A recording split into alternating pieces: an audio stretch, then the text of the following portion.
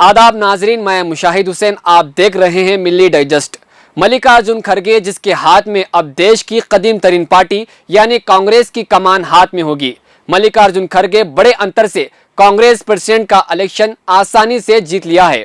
हम इस वीडियो में बात करेंगे कांग्रेस के सीनियर और तजुर्बेकार रहनुमा मल्लिकार्जुन खड़गे की सियासी जिंदगी के ताल्लुक से।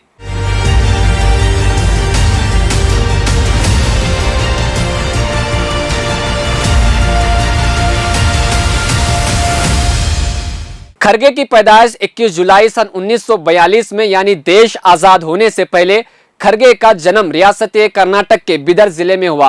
खड़गे ने तालीम हासिल करने के लिए गुलबर्गा शहर में आए और यहां से इन्होंने न्यूटन विद्यालय से अपना स्कूली तालीम मुकम्मल किया। इसके बाद गवर्नमेंट कॉलेज गुलबर्गा से बीए हासिल किया। इन्होंने सेठ शंकर लाल लाहौटी लॉ कॉलेज गुलबर्गा से कानून की डिग्री भी हासिल की।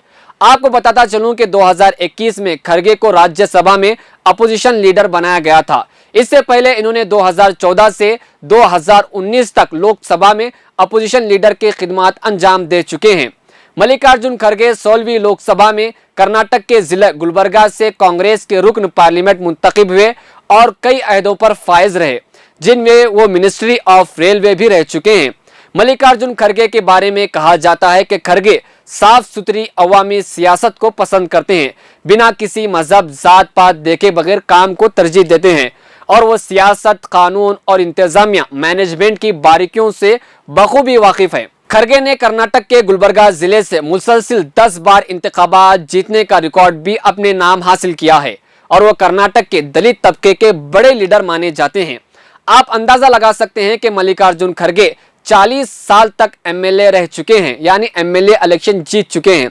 2009 में खड़गे ने गुलबर्गा पार्लिमानी हलके से आम इंतखाबात में हिस्सा लिया और अपनी जीत का सिलसिला जारी रखा और 2014 में भी जीत हासिल की और 2019 में इनको पहली बार शिकस्त का सामना करना पड़ा, जिसके बाद वो कांग्रेस पार्टी ने इन्हें राज्यसभा के लिए मुंतखब किया।